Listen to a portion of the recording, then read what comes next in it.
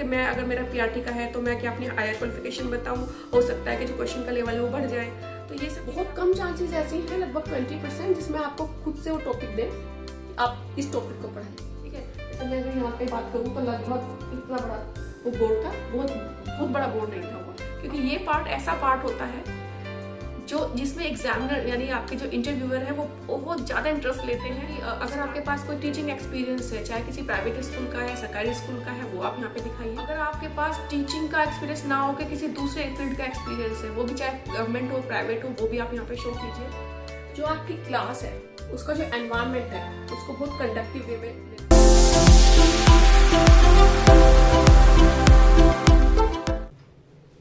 Hello everyone, मेरा नाम ऋतु त्यागी है और इससे पहले जो मेरी वीडियो थी जिसमें मैंने अपने KVS के जो एक्सपीरियंस हैं इंटरव्यू के, वो आपके साथ में शेयर किए थे।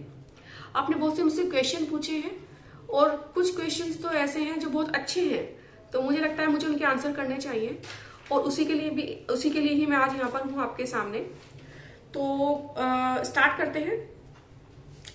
एक क्वेश्चन था, मैम जब हम एंटर करें रूम के अंदर तो वो कौन कौन सी चीजें जिनका हमें ध्यान रखना चाहिए।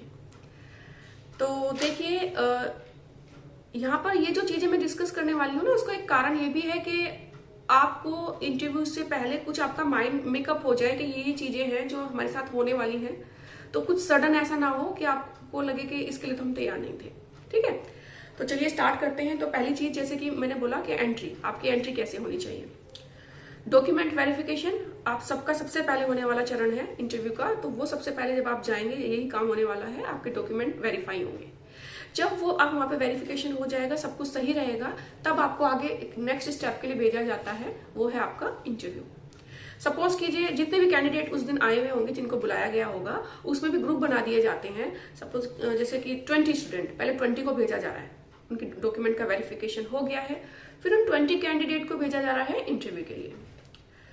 जो भी इंटरव्यू के लिए जो रूम डिसाइडेड होगा, उसके बाहर कुछ या तो चेयर या बेंच या मतलब कुछ भी आपके बैठने की व्यवस्था होगी, आप वहां पर बैठ जाएंगे। आप अपने जो आपका जो कॉल होगा उसका आप वेट करेंगे कि आपको कब बुलाया जाएगा। फिर आपका टर्न आया, आप अंदर जा रहे हैं। तो देखिए यहाँ पर क्या था कि जब फर्स्ट वाला जो मेरा इंटरव्यू था वो बेंगलोर हुआ था, तो वो एक KV था, दूसरे वाला भी KV था, पर दोनों में डिफरेंस क्या था। फर्स्ट वाले केस में मेरे को जो मतलब इंटरव्यू हुआ था, वो एक KV का मतलब क्लास थी जिसमें मुझे भेजा जा रहा था। तो एक बहुत बड़ा सा रूम था, मतलब क्लास है तो बड़ी ही होगी, और वहां पर बिल्कुल सेंटर में पैनल के मेंबर्स बैठे हुए थे।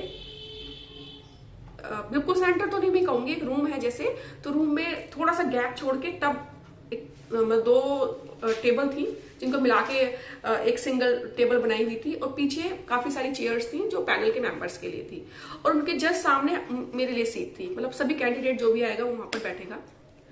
और मेरे बैक साइड यानी पैनल के जस्ट सामने एक बोर्ड था। अब मैंने जैसे बताया वो एक क्लास थी, तो वहां एक ब्लैक बोर्ड था, अब वो बहुत लंबा था, जिसमें मोस्टली चीजें पहले से मेंशन थी, जिसमें डेट है और डे के लिए भी दिन क्या है वो प्रॉपर हिंदी में लिखा गया था, और वो व्हाइट कलर का जो पेंट होता है ना, उससे मतलब डेली लिखने की जरूरत नहीं है। तो ये चीज मैंने क्यों बताई है, जैसे कुछ ने पूछा है ना कि मैम जाके पहले बोर्ड पर अपने मतलब क्या क्या चीजें मेंशन करनी है, तो मुझे तो ये सब चीजें लिखी हुई मिल गई थी। चलिए, अब दूसरा जो इंटरव्यू हुआ था ना, वो हुआ था दिल्ली में। वहां पर क्या हुआ था, एक पहले डॉक्यूमेंट वेरिफिकेशन बहुत बड़े हॉल में हुआ था, और वो सभी सब्जेक्ट का एक साथ हो रहा था। ठीक है, चलो वो हुआ, फिर हमें भेजा गया इंटरव्यू के लिए। अब इंटरव्यू में भी इतने सारे इंटरव्यू एक साथ हो रहे थे। अगर मैं अपने सब्जेक्ट की बात करूं तो एक ही जगह पर मतलब सपोज कीजिए एक रूम है, उसमें 4 से 5 डिवाइड किया गया चैम्बर्स में, first chamber, second chamber, third. तो फर्स्ट में इंटरव्यू हो रहे हैं, फिर सेकंड में, फिर मुझे प्रॉपर आवाज आ रही थी बाहर बैठे हुए भी कि एक साथ एक ही जगह पे इतने सारे इंटरव्यू चल रहे हैं। और वहां पर जो मुझे जो चैम्बर मिला था, वहां पर मेंबर्स ज्यादा थे इस बार, और जो बोर्ड था वो व्हाइट बोर्ड था, और उसका साइज भी बहुत बड़ा नहीं था। ठीक है, जैसे मैं अगर यहाँ पे बात करूं तो लगभग इतना बड़ा वो बोर्ड था, बहुत बड़ा बोर्ड नहीं था वो, और वहां पर वो सेम जैसे हम घर में यूज करते हैं ना बोर्ड, इस तरह का बोर्ड था। अब डिपेंड करता है कि आपको कहाँ पे मिलता है। पिछली बार तो मुंबई में भी कुछ हुए थे इंटरव्यू, तो चलिए ये चीज छोड़ते हैं। जो भी आपको जगह मिलेगी, मतलब आपको एक चीज तो कॉमन है कि बोर्ड मिलना है। ओके, चलिए फिलहाल फिर एंट्री पे ही आते हैं। आप जब एंटर करेंगे रूम के अंदर, तो क्योंकि पैनल के जो मेंबर्स हैं आपको पहले से तो जानते नहीं है, तो यहाँ पर आपको कुछ चीजें हैं जो आपकी पर्सनैलिटी को जज करने में हेल्पफुल रहेंगी, और अगर आप उन चीजों को फॉलो करते हैं तो एक पॉजिटिव इम्पैक्ट पड़ने वाला है। इसमें सबसे पहली चीज होगी आपके फेस की स्माइल। आप जब एंटर करेंगे एक हल्की सी स्माइल के साथ एंटर करें, यानी जब आपको पैनल देखे तो उनको लगे कि ये देखिए, मतलब स्माइल है तो एक पॉजिटिव फीलिंग नहीं आती है। हम किसी को अगर फर्स्ट टाइम देखते हैं तो उसके फेस अगर बिल्कुल सीरियस है तो हम समझते हैं अरे बड़ा गंभीर है, ये तो पर्सन बहुत ज्यादा गंभीर है, और अगर थोड़ा सा स्माइल है तो बहुत ही स्माइलिंग फेस है। तो स्माइल जो है पॉजिटिवनेस के साथ ही हम कंसीडर करते हैं, है ना, कोरिलेट तो करते ही है ना एटलीस्ट कि हाँ भाई पॉजिटिव बंदा है। तो यही चीज यहाँ पर भी है, हल्की सी स्माइल रखिएगा, बहुत ज्यादा स्माइल ना रखें, क्योंकि ज्यादा स्माइल क्या होती है, आपकी पर्सनैलिटी को नेगेटिव इम्पैक्ट देती है, वो ज्यादा अच्छी नहीं मानी जाती है। कि आप जरूरत से ज्यादा हंस रहे हैं तो वो चीज अच्छी नहीं होती है। तो आप मेंटेन कीजिएगा हल्की स्माइल, और तब आप पूछेंगे अंदर आने के लिए कि सर मैं अंदर आ जाऊं या मैम मैं अंदर आ जाऊं। फिर आपको जाहिर सी बात है एंट्री के लिए मिल ही जाएगा कि हाँ आइए। आप फिर अपने जो निर्धारित जगह होगी आपके लिए, आप वहां पर जाकर बैठेंगे, और वहां पर भी आप अपने आप से ना बैठे, आपको इशारा किया जाएगा बैठने के लिए या फिर बोल दिया जाएगा हैव अ सीट, तब आप अपनी सीट पर जाकर बैठे। आप सीट पर बैठ जाते हैं, फिर वेट कीजिए, आपसे क्वेश्चन होने वाला है, और वो मोस्ट फेवरेट क्वेश्चन है किसी भी इंटरव्यू का, और वो आपको मालूम है कि tell me something about you या फिर इंट्रोड्यूस योरसेल्फ, किसी भी वे में पूछा जाए, अल्टीमेटली आपसे आपका इंट्रोडक्शन मांगा जा रहा है। अब बाकी चीजें तो ऐसी हैं जो आपके हाथ में नहीं है कि आपके साथ क्या होने वाला है, लेकिन ये पार्ट ऐसा है जिसको आप तैयार कर सकते हो। तो इस पार्ट पे थोड़ा ध्यान दीजिएगा। आप यहाँ पे अपने अच्छी से अच्छी चीजें, जो भी आपको लगता है कि हाँ मुझे ये चीज वहां पर बोलनी चाहिए, तो वो चीज आप इसको तैयार करें। इस पार्ट को आप अपना नाम के साथ यहाँ पे स्टार्ट करें। देखिए कुछ इंट्रोडक्शन पार्ट ऐसा होता है ना, वो हर किसी का अलग हो सकता है, लेकिन कुछ चीजें हैं जो यहाँ पर कॉमन होती है। हम कॉमन चीजों को डिस्कस कर लेते हैं। तो आप पहले तो अपना नाम बताएंगे, फिर अपनी क्वालिफिकेशन बताएंगे, क्वालिफिकेशन में भी हायर क्वालिफिकेशन बताएं, क्योंकि क्या होता है, मैंने कुछ लोगों का, जैसे अभी आपने वीडियो के ऊपर जो अलग अलग अपनी जो मतलब चीजें रखी है ना, कि मैं अगर मेरा पीआरटी का है तो मैं क्या अपनी हायर क्वालिफिकेशन बताऊं, हो सकता है कि जो क्वेश्चन का लेवल है वो बढ़ जाए। तो ये सब चीजें आप मत सोचिए अभी, और फिलहाल तो आप ये देखिए आपकी जो भी हायर क्वालिफिकेशन है वो आप वहां पे मेंशन करें, क्योंकि ऐसा कुछ नहीं है कि आपसे लेवल बढ़ जाएगा।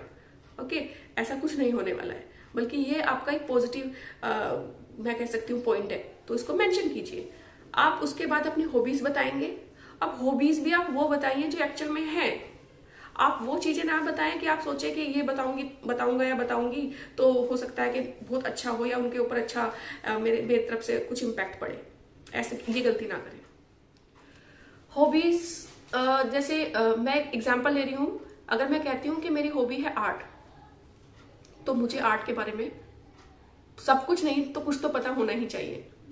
जैसे आर्ट जितना सिंपल लग रहा है उतना सिंपल है नहीं, क्योंकि आर्ट की बहुत सारी फॉर्म्स होती हैं। मैं एक फॉर्म की अगर बात करूं, चलो मैं ड्राइंग पार्ट को ही ले लेती हूँ, बाकी चीजों को तो छोड़ते हैं हम यहाँ पर। तो पूछ लिया जाएगा मुगल कालीन आर्ट के बारे में कुछ बताइए, कुछ चित्रकारों के नाम बता दीजिए मुगल कालीन, है ना। या फिर पूछ लिया जाएगा कि कलमकारी के बारे में पूछ लिया जाएगा, या मधुबनी आर्ट के बारे में पूछ लिया जाएगा, इसका ओरिजिन कहाँ से हुआ है, इसकी कुछ हिस्ट्री बता दीजिए, ठीक है, कौन कहाँ पर ये इसका चलन है, कहाँ पर ये की जाती है। तो बहुत सारे क्वेश्चन हैं जो यहाँ पे बन जाएंगे। आप अगर उनके लिए तैयार नहीं है, आपको उनके बारे में जानकारी नहीं है, और आप कहते हैं कि आपकी हॉबी है, तो वो चीजें नेगेटिव जाने वाली है।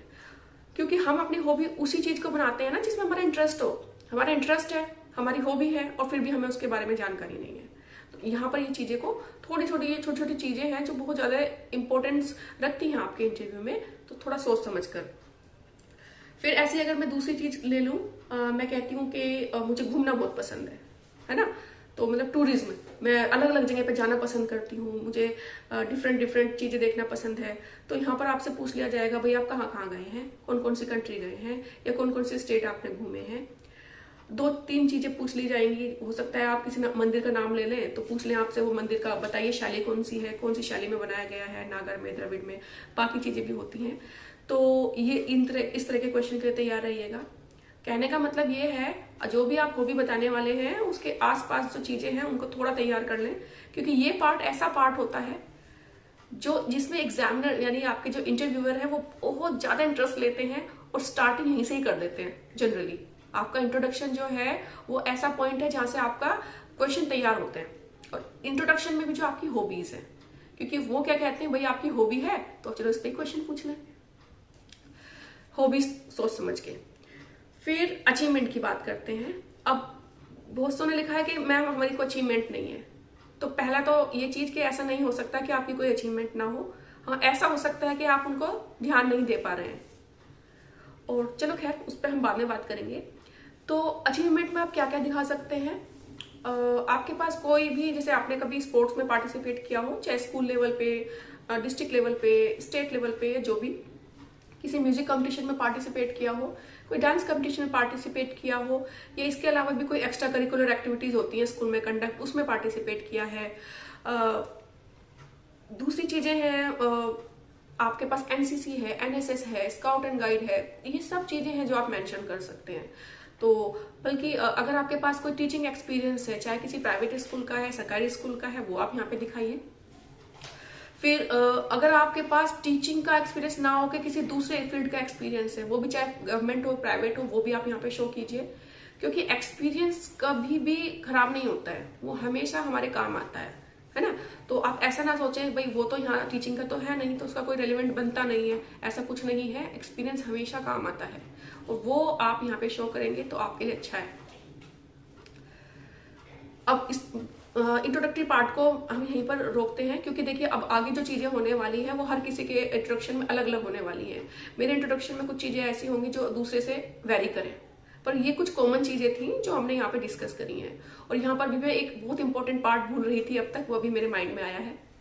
देखिए इंटरव्यू में आपकी पर्सनैलिटी चेक होती है, मतलब आप जज होती है, मैं ये कहूंगी, क्योंकि पर्सनैलिटी हर किसी के पास होती है, लेकिन जिस पोस्ट के लिए आपने अप्लाई किया है उसके लिए कितनी सुटेबल है वो वहां पर इस चीज को जज करने वाले हैं। तो सबसे बड़ी चीज मैं ये कहूंगी आपका आई कांटेक्ट। आई कांटेक्ट ना केवल इस इंटरव्यू में बल्कि हर इंटरव्यू में बहुत बड़ी, मैं कहूंगी इस पे हम नॉर्मली हम ध्यान नहीं देते हैं, लेकिन ये आपकी पर्सनैलिटी को या फिर आपके कॉन्फिडेंस को जज करने का एक तरीका होता है। तो इसको आप मेंटेन करके रखिएगा। जब आप रूम के अंदर एंटर होंगे तो आपको जो भी पैनल में से मेंबर जो सबसे पहले क्वेश्चन पूछने वाला है, सबसे पहले तो आप उन्हीं से ही अपना जो आई कांटेक्ट है वो बना के रखें। लेकिन इसका मतलब ये नहीं है कि आप बाकी जो मेंबर्स हैं उनको इग्नोर कर दें। वो जो आपसे क्वेश्चन पूछ रहे हैं आप उनके साथ आई कांटेक्ट रखें, लेकिन बीच बीच में बाकी पैनल मेंबर्स के साथ भी आई कांटेक्ट बनाएं बीच बीच में।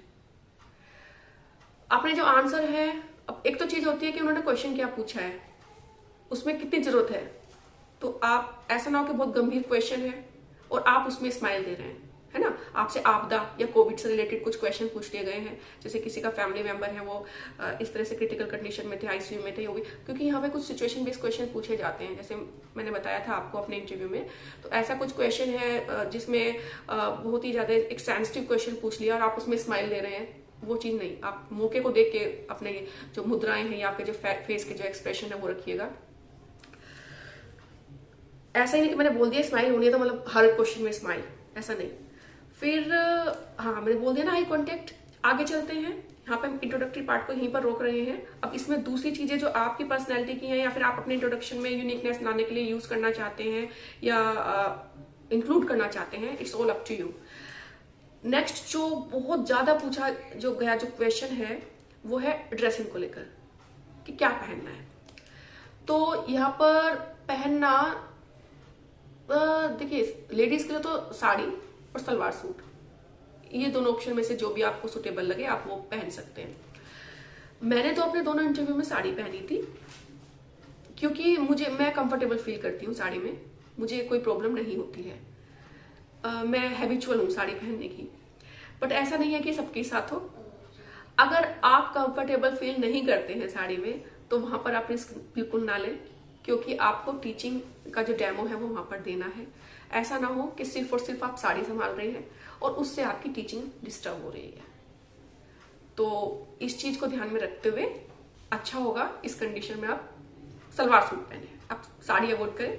अवॉइड करने के बाद मतलब आप साड़ी ना पहने और फिर आप सूट सलवार पहने, ये आपके लिए मेरा सजेशन है। जो आप साड़ी या सलवार सूट इसमें से जो भी पहनने वाले हैं वो सोबर होने चाहिए। बहुत ज्यादा वर्क ना हो, जैसे होता है ना कि हैवी पार्टी लुक, ऐसा वाला कुछ ना पहने। सोबर, सिंपल और सोबर चीजें आप उस दिन कैरी करें। बॉयज क्या पहन सकते हैं, एक तो आप जींस और टी शर्ट प्लीज ये ना पहने। ऐसा नहीं है कि आपको कोई रोक लेगा कि आप जींस पहन के आए हैं तो हम आपको इंटरव्यू नहीं देने देंगे, ऐसा कुछ नहीं है।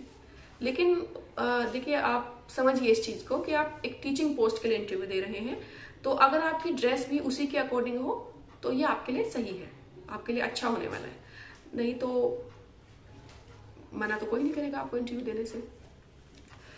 दूसरी चीज, ट्राउजर पहने या पैंट पहने, शर्ट पहन सकते हैं, प्लेन पहन रहे हैं या फिर वही दूसरे को डिजाइन की पहन रहे हैं, ये आपके ऊपर है, आपको क्या सुटेबल लगता है। अगर कोट की अगर बात करें या ब्लेजर की अगर बात करें तो ये पहन सकते हैं आप, लेकिन कुछ चीजें क्या होती हैं उस टाइम पर, जो आपका जो मतलब मौसम है उस पर भी डिपेंड करता है। जैसे मेरा इंटरव्यू तो फेब में हुआ था, तो वहां पर क्योंकि उस टाइम पर सर्दी थी, तो मैंने बहुत से कैंडिडेट को देखा था जो कोट पहन के भी आए थे, ब्लेजर पहन के भी आए थे। उसका एक रीजन कहीं ना कहीं तो सर्दी भी थी। लेकिन आपके जो इंटरव्यू है वो पढ़ने वाले हैं गर्मी में, अब गर्मी का सीजन आ रहा है, और दूसरा कहाँ पे होने वाले हैं उस पर भी डिपेंड करेगा। एनीवेज, तो आप अगर आप ये मतलब कोट वगैरह पहन रहे हैं तो इस चीज को ध्यान रखिएगा। अब ड्रेसिंग के बाद में हम चलते हैं टीचिंग डेमो की तरफ। ये जैसे जो ड्रेस के बाद में जो सबसे ज्यादा पूछा गया जो क्वेश्चन है ना, वो यही है कि टीचिंग डेमो में क्या होने वाला है। तो फर्स्ट तो मैं आपको यही बता दूं कि ये कोई फर्स्ट टाइम नहीं हो रहा है कि केवीएस टीचिंग डेमो लेने वाला है अपने इंटरव्यू में। इससे पहले भी टीचिंग डेमो होते थे, लेकिन उनके नंबर अलग से नहीं मेंशन होते थे। हमें हर बार केवीएस नंबर शो करता है, आपके एग्जाम हो जाएंगे, इंटरव्यू हो जाएंगे, तो उसके बाद आपके नंबर शो होंगे। तो उसमें हमारे इंटरव्यू में कितने मार्क्स आए हैं, रिटर्न में कितने मार्क्स आए हैं, सब कुछ शो होता है। लेकिन इस बार क्या किया गया है, इस बार आपके जो इंटरव्यू में टीचिंग डेमो के मार्क्स हैं वो सेपरेटली दिखाए जाएंगे। तो टीचिंग डेमो जब आप करने वाले हैं उसमें कुछ चीजें हैं जो बहुत छोटी छोटी हैं, बहुत माइन्यूट है, लेकिन उनकी इंपॉर्टेंस बहुत ज्यादा है। आपकी बॉडी लैंग्वेज, या आपने इंट्रोडक्टरी पार्ट कैसे किया है, आप टॉपिक को कैसे अपनी क्लास में, तो सबसे पहली चीज क्या होती है, कोई भी काम हो, अगर उसका आगाज अच्छा होता है ना, तो हम उसका रिजल्ट वहीं से हम कल्पना कर लेते हैं कि इसकी एंडिंग भी अच्छी होने वाली है। तो अधिकतर क्या होता है, हम जैसे पैनल है तो वो यहीं पर कि आप इंट्रोड्यूस कैसे कर रहे हैं ना टॉपिक को, यहीं से ही उनकी वो एक सोच बन जाती है कि हाँ ये कैंडिडेट जो है इसने इतना अच्छे से इसको इंट्रोड्यूस किया है तो आगे भी अच्छा करेगा। तो पूरा तो वो सुनते भी नहीं है, पूरी तो टीचिंग होती भी नहीं है, उससे पहले भी इशारा कर देते हैं ठीक है आप आ जाइए। एक तो ये चीज है। दूसरी चीज क्या है कि कितना आप इनोवेटिव वे में पढ़ा रहे हैं। अब इनोवेशन से मतलब क्या है, इनोवेशन से मतलब है, मैं एक छोटा सा टॉपिक लेती हूँ यहाँ पर और फिर आपको थोड़ा एक्सप्लेन करती हूँ। सपोज कीजिए मैं एक टॉपिक लेती हूँ फूड। अब ये मैं टॉपिक क्यों ले रही हूँ, क्योंकि मैं पर्टिकुलरली किसी पीआरटी, टीजीटी या पीजीटी के लिए बात नहीं कर रही हूँ। मैं एक टॉपिक ले रही हूँ, उसमें आप किसी भी लेवल को पढ़ाएं, कुछ चीजें चेंज होंगी, बाकी ज्यादातर चीजें हैं जो सेम रहने वाली है। क्योंकि देखिए अगर आप टीचर है ना, तो आप ये डिस्क्रिमिनेट नहीं कर सकते कि आप पीआरटी को पढ़ाने वाले टीचर हैं, टीजीटी को या पीजीटी को, ये सिर्फ एक पोस्ट है। बाकी टीचर है तो मतलब आप हर लेवल को पढ़ा सकते हैं। यहाँ पर जब आपने फॉर्म भरा है तो ज्यादातर लोगों ने तीनों पोस्ट के लिए फॉर्म भरा है। इसका मतलब क्या समझ रहे हैं आप, आपके पास जो डिग्री है वो 1 to 5 के लिए भी है, 6 to 10 के लिए भी है, 11-12 के लिए भी है। चलिए आगे मूव करते हैं। तो हमारा टॉपिक हमने क्या लिया है अभी, वो है फूड। हर किसी का पढ़ाने का तरीका अलग होता है। हो सकता है कि आप जैसे मैं आपको बताने वाली हूं उससे भी अच्छा करके दिखाएं। फिलहाल मेरी क्या सजेशन है, मैं कैसे इसको इंट्रोड्यूस करती हूँ, तो वो आप देखें। फूड को आप जब जाएंगे पढ़ाने के लिए तो सबसे पहले तो कैसे हम अपने बोर्ड को यूज कर रहे हैं, ठीक है। टॉपिक चाहे कोई भी हो, इसमें सबसे इंपॉर्टेंट पार्ट क्या है कि आप बोर्ड को कैसे यूज कर रहे हैं। तो मैं आपको 1 या 2 मिनट में, देखिए अभी मैं यहाँ पे आपको शो करके दिखा रही हूँ कैसे आप इसको यूज करेंगे। तो अभी हम देखेंगे कि आपको बोर्ड को कैसे यूज करना है। ये टॉपिक टू टॉपिक वेरी करता है, आपका टॉपिक क्या मिला है आपको पढ़ाने के लिए। जनरली क्या होता है, टॉपिक आपको बोल दिया जाता है कि आप जो भी टॉपिक तैयार करके आए हैं उसको रिप्रेजेंट कीजिए, उसको पढ़ाइए। बहुत कम चांसेस ऐसी हैं, लगभग 20%, जिसमें आपको खुद से वो टॉपिक दें कि आप इस टॉपिक को पढ़ाएं। हम मान के चल रहे हैं कि आपको टॉपिक आप तैयार करके आए हैं वो पढ़ा रहे हैं, ठीक है। तो अभी भी आप टॉपिक को एकदम जैसे आपको बोला गया टीचिंग के लिए, आप सीधे आप गए और आपने बोर्ड पर सेंटर में अपना टॉपिक लिख दिया। तो प्लीज ऐसा नहीं कीजिएगा। आपको टॉपिक को यहाँ पे लिखने से पहले जो आपकी क्लास है, उसका जो एनवायरनमेंट है, उसको बहुत कंडक्टिव वे में लेना पड़ेगा। मतलब पहले आप तैयार कीजिए, माहौल तैयार कीजिए, अपनी क्लास को बहुत इंटरेक्टिव बनाइए और क्वेश्चन से स्टार्ट करें तो ज्यादा बेटर होगा, जैसे मैं भी आपको आगे बता रही हूँ। और उसके बाद आप पूरे प्रोसेस के थ्रू तब अपना टॉपिक यहाँ पे इंट्रोड्यूस करेंगे। और यहाँ पर भी इंट्रोडक्शन के बाद भी आप स्टैटिक होके ना पढ़ाएं, थोड़ा सा मूवमेंट आप अपना रखिए। अब हो सकता है कि आप कोई पोयम या फिर हो सकता है कि आप कोई स्टोरी या जो भी आप यहाँ पे पढ़ाने वाले हैं उसके अकॉर्डिंग ही आपके मूवमेंट डिपेंड करेंगे। एक और चीज है, आपका खड़ा होना।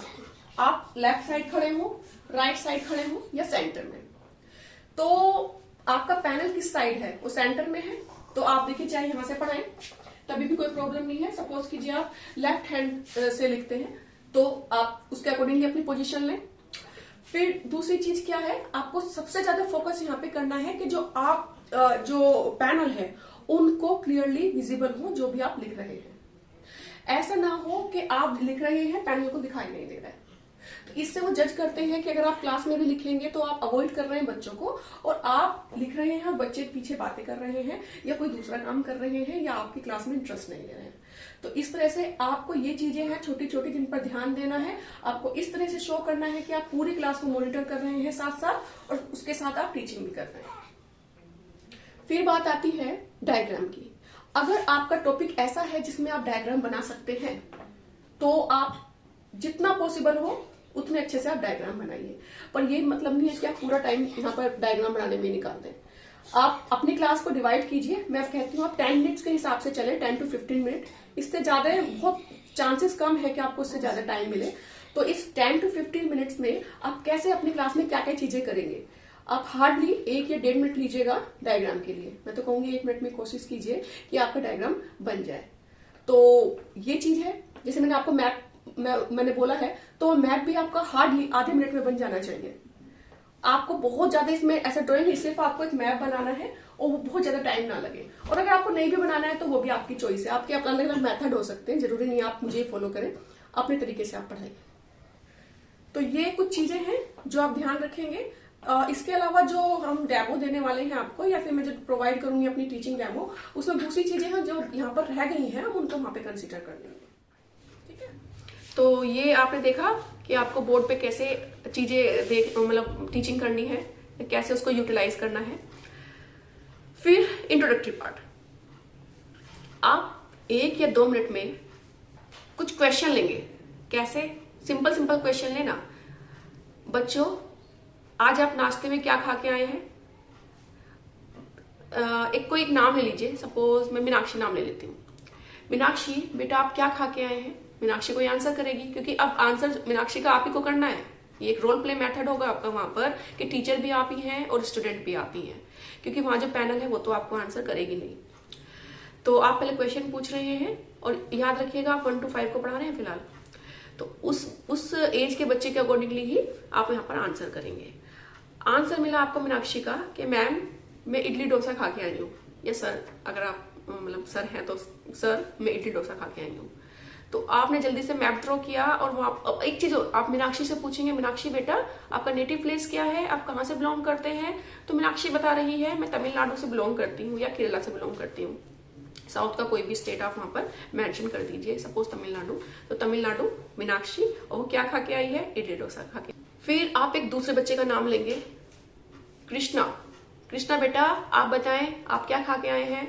तो कृष्णा क्या बताएगा, सपोज कर लीजिए वो बोलता है मैं पोहा खा के आया हूँ। तो आप कृष्णा को कोई दूसरा स्टेट, गुजरात, महाराष्ट्र या कहीं पर भी आप दिखाइए पहले, ये गुजरात है या ये महाराष्ट्र है, या फिर कोई भी दूसरा स्टेट दिखा दीजिए, क्योंकि पोहा तो देखिए जनरली हर जगह खाया जाता है। तो कृष्णा का नाम लिखेंगे, वहां पे पोहा लिखेंगे। अब बात करते हैं आगे के चरण की। वहां पर आप क्या करेंगे, जहां पे आपने तमिलनाडु दिखाया था वहां पे आपने इडली या डोसा जो भी आपने दिखाया है वहां पे उसके इंग्रेडिएंट दिखाएंगे कि इडली में क्या क्या इंग्रेडिएंट होते हैं या डोसे में क्या क्या इंग्रेडिएंट होते हैं, राइस होता है, दाल होती है। बच्चे आंसर करेंगे इसको, मतलब इंटरेक्टिव वे में चल रहे हैं, 2 वे प्रोसेस है ये टीचिंग जो है। तो आप क्वेश्चन कर रहे हैं, अच्छा बच्चे बताओ इडली में क्या क्या इंग्रेडिएंट होते हैं, तो बच्चे बताएंगे दाल है या फिर राइस है। फिर ऐसे ही पोहे में पूछेंगे। अब दाल और राइस तो बता दिया है, लेकिन अब आगे आपको क्या करना है, दाल में क्या होता है, प्रोटीन। दाल किसका सोर्स है, प्रोटीन का। या फिर राइस है वो किसका सोर्स है, वो कार्बोहाइड्रेट का सोर्स है। ऊपर आपने दिखाया है पोहा, तो पोहा किसका सोर्स है, वो किसका सोर्स है, कार्बोहाइड्रेट का सोर्स है। साथ में उसमें लेमन है तो किसका सोर्स है, विटामिन सी का सोर्स है। ठीक है, इस तरह से आप जितनी भी चीजों को यहाँ पे न्यूट्रिशन है उसको यहाँ पे शो करेंगे, वो सही है आपके लिए। तो हुआ क्या, ऐसा हमने क्यों किया इंट्रोडक्शन। अभी अब इंट्रोडक्शन बल्कि पूरा नहीं हुआ है। इसके बाद आप बच्चे से कुछ 1-2 और एग्जाम्पल लेंगे, फूड से ही रिलेटेड दूसरे एग्जाम्पल लेंगे। एग्जाम्पल लेने के बाद पहले आपने क्वेश्चन की है, फिर एग्जाम्पल किए हैं, और तब आप अपना टॉपिक इंट्रोड्यूस करेंगे। तो बच्चों आज जो हम टॉपिक पढ़ेंगे उसका नाम है food, where it's comes from, या फिर फूड एक प्राइमरी में एक दूसरा चैप्टर है का नाम है, मुझे एग्जैक्टली फिलहाल याद नहीं आ रहा है। तो आई थिंक क्लास 3rd में है वो, फूड से रिलेटेड ही कुछ, उसका मुझे टाइटल याद नहीं आ रहा है। तो वो आप वहाँ पे मेंशन कर देंगे कि आज हम ये टॉपिक पढ़ने वाले हैं। ये सिर्फ और सिर्फ मैंने इंट्रोडक्शन पार्ट दिया है। इससे आगे जो चैप्टर में चीजें हैं आप वहाँ पे वो शो करेंगे। उसके बाद में आप बच्चे से लास्ट में फीडबैक लेंगे, 1 या 2 क्वेश्चन पूछ के, फिर उसको होमवर्क देंगे। होमवर्क की बात हम बाद में करेंगे, उससे पहले जो एक चीज छुट्टी है यहाँ पे, हम उसको इसके बारे में बात करते हैं। और क्या चीज छुट्टी है कि हमने ये मेथड क्यों लिया है, अब सुनिए इस चीज को। आप लोग एक प्रोफेशनल डिग्री आप सबके पास है, आपने उसमें हमेशा पढ़ा है कि चीजों को कैसे पढ़ाया जाता है, सिंपल टू कॉम्प्लेक्स। चीजें को कैसे पढ़ाया जाता है, जब हम टीचिंग करते हैं जितने मैक्सिमम चीजें हम कवर करके चलते हैं उतना अच्छा है। इंटीग्रेटेड टीचिंग के बारे में आपने सुना है, हमने क्या इंटीग्रेशन किया है, यहाँ पर हमने मैप बनाया है, फिर साथ ही साथ हमने कुछ स्टेट्स दिखाए हैं, उनकी लोकेशन दिखाई है, फिर हमने इंग्रेडिएंट भी पढ़ाए हैं यहाँ पर। तो ड्राइंग बनाई है, मतलब आर्ट से इसको रिलेट किया, फिर हमने स्टेट दिखाए हैं, मतलब एसएसटी या ईवीएस से हमने इसको रिलेट किया है, इन ज्योग्राफी भी आप बोल सकते हैं। फिर उसके बाद हमने इंग्रेडिएंट बताए हैं, विटामिन या फिर ये डाइट दिखाई है कि क्या क्या इसमें इंग्रेडिएंट है, क्या क्या इनकी इंपॉर्टेंस है। तो आपने इसको साइंस से भी कोरिलेट कर दिया है। तो अल्टीमेटली हमने 3 से 4 सब्जेक्ट एक साथ हमने इंटीग्रेट करके इसमें इंट्रोडक्शन दिया है इस पार्ट का। तो ये बहुत ज्यादा इफेक्टिव है, बच्चे को नॉलेज मिल रही है इंडिया के कौन सा पार्ट कहाँ पर है, कौन सा स्टेट कहाँ पर है, ज्योग्राफिकल एक नॉलेज मिलने वाली है। और उसके बाद हम उसको बैलेंस डाइट के फायदे भी बताएंगे। उसके बाद आप जो भी चीजें आप यहाँ पे मेंशन करना चाहें अपने चैप्टर के अकॉर्डिंगली, वो चीजें यहाँ पर शो करेंगे। और अगर आप इसका कंक्लूजन यानी आप लास्ट में जो होमवर्क देने वाले हैं वो भी अगर आप इंटरेस्टिंग कर दें या फिर क्रिटिकल थिंकिंग यहाँ पर यूज कर ले बच्चे की, तो वो सोने पे सुहागा हो जाएगा। मैंने पहले आपको कहा कि आप मुझसे भी अच्छा पढ़ा सकते हैं, ऐसा हो सकता है, लेकिन यहाँ पर मैं अपने कुछ सजेशन आपको दे रही हूँ। तो क्रिटिकल थिंकिंग का कैसे आप क्या चीज यहाँ पर आप होमवर्क में दें जिससे बच्चे का क्रिटिकल थिंकिंग और ज्यादा बढ़े। तो आप दे सकते हैं कि बच्चे से बोलिए कि जो घर में चीजें खाते हैं ना, घर में क्या बच्चे ज्यादातर शौकीन होते हैं कि कुरकुरे हैं या फिर अलग ये कुकीज हैं, तो ये चीजें बच्चे खाते हैं अक्सर। तो आप बोल सकते हैं कि उनके कम से कम 3 से 4 या 5 कलेक्शन लेके आए। उनके लास्ट में जो होता है ना कि इतना इसमें इतना कार्बोहाइड्रेट है, इतना प्रोटीन है, इतना इसमें ऑयल है, लिखा होता है ना लास्ट में, मतलब जो भी आपका जो रैपर है उसमें ये चीजें मेंशन होती हैं। अब बच्चे को बोलिए उसकी कटिंग लेके आए, उसको पेस्ट करें कॉपी में, तो बच्चे को एक नॉलेज मिलती है कि वो जो चीजें खा रहा है उसमें क्या क्या चीजें हैं, क्या वो उसके लिए यूजफुल है, क्या उसके लिए हार्मफुल है। तो इसके उस चीज जो भी वो फूड आइटम है उसको खाने के पॉजिटिव चीजें और नेगेटिव चीजें, उससे बच्चा अवगत हो रहा है, उसको उसके बारे में जानकारी मिल रही है।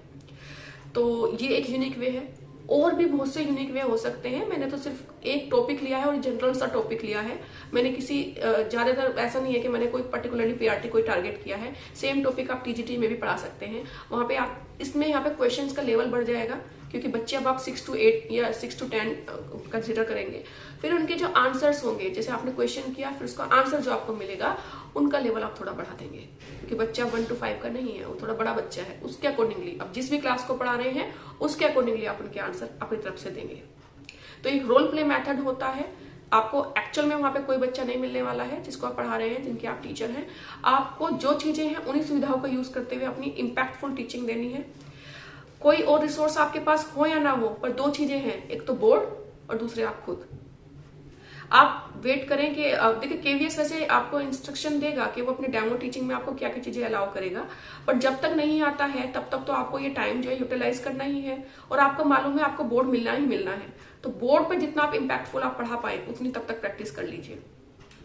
ये तो एक सिंपल एक ही टॉपिक लिया मैंने, ऐसे बहुत से टॉपिक हो सकते हैं, जैसे वाटर साइकिल है, डिफरेंट पार्ट ऑफ प्लांट है, या फिर फ्लावर्स के पार्ट है, ऐसे मोनोकोट डाइकोट क्लास 6 में है, उनको आप पढ़ा सकते हैं। एसएसटी के बहुत से टॉपिक्स हैं, फिलहाल मैं अभी यहाँ पर ज्यादा चीजें नहीं कवर कर रही हूँ, लेकिन हाँ अगर आपको लगे कि मैं आपको एक डेमो दूं, ठीक है, टीचिंग डेमो, या आपको हर चीज माइन्यूटली कैसे वहां पे करनी है, तो पॉसिबल है, मैं आपको दे सकती हूँ। आप प्लीज मुझे टेक्स्ट में बताइएगा अगर आप चाहते हैं ऐसा। तो लेकिन मैं फिलहाल अपना ये आज का जो मेरा वीडियो है मैं यहीं पर एंड कर रही हूँ। तो इससे अलावा आपको और भी कोई जानकारी चाहिए या मैं आपकी किस तरह से हेल्प कर सकती हूँ तो आप मुझे लिख सकते हैं। Thank you, bye bye.